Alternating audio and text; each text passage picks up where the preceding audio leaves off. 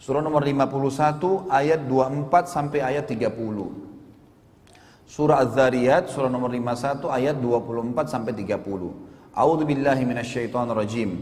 Hal ataka haditsu dhaifi Ibrahim al-mukramin idh dakhalu alayhi faqalu salama qala salamun qaumun munkarun faragha ila ahlihi faja'a bi'ijlin samin faqarrabahu ilayhim qala ala ta'kulun فأوجس منهم خيفة قالوا لا تخف وبشروه بغلام عليم فأقبلت امرأته في صرة فصقت وجهها وقالت عجوز عقيم قالوا كذلك قال ربك إنه هو الحكيم العليم.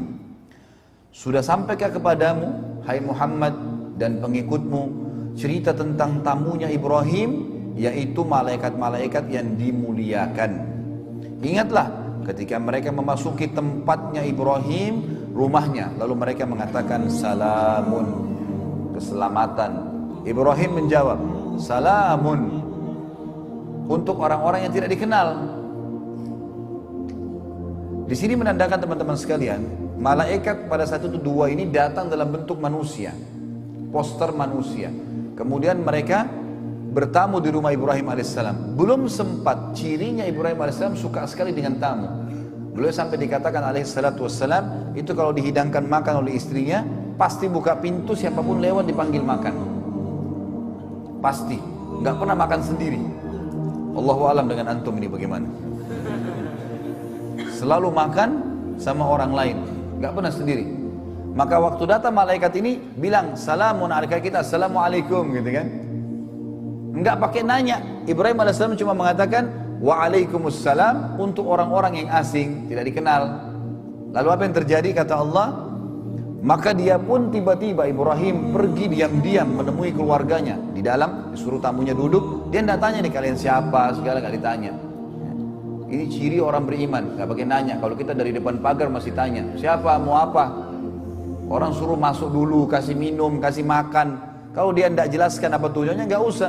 Dia jelaskan baru sampaikan, itu adab menjamu tamu. Wajibkan dalam Islam.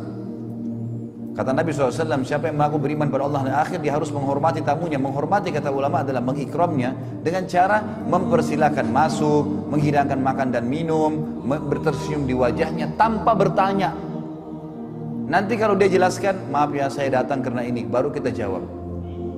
Harus begitu. Ibrahim AS menjamu begitu, masuk langsung ke keluarganya, dan apa yang dia lakukan? Dia pun akhirnya menyembeli anak sapi gemuk. Ibrahim AS langsung menyembeli, langsung suruh istrinya masak. Setelah hidang langsung dihidangkan ke tamunya. Nggak tahu tamunya ini siapa.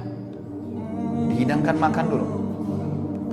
Lalu pada saat dihidangkan kata Ibrahim kepada mereka, silakan makan. Tapi mereka tidak mau makan. Karena itu Ibrahim merasa takut terhadap mereka. Dalam beberapa riwayat disebutkan para malaikat pada saat mengarahkan tangannya ke makanan itu tembus, nggak bisa makan. Gitu. Maka Ibrahim merasa takut. Tapi makna yang paling dekat adalah mereka menolak makan. Aneh, belum pernah ada orang dihidangkan makanan seenak ini lalu tidak mau. Kalau manusia, maka Allah mengatakan masuklah rasa takut dalam diri Ibrahim. Maka mereka pun berkata, janganlah kau takut hai Ibrahim. Dalam ayat ini dikatakan, karena kami utusan Tuhanmu. Dan mereka memberikan berita gembira kepada Ibrahim tentang kelahiran seorang anak laki-laki yang bernama Ishak. Kemudian istrinya Ibrahim, maksudnya Sarah alaihissalam, datang memekik lalu menepuk wajahnya sendiri. Maksudnya biasanya tradisi orang Arab itu kalau perempuan kaget dia meletakkan kedua telapak tangan di pipinya seperti ini. Ini namanya memekik wajahnya gitu.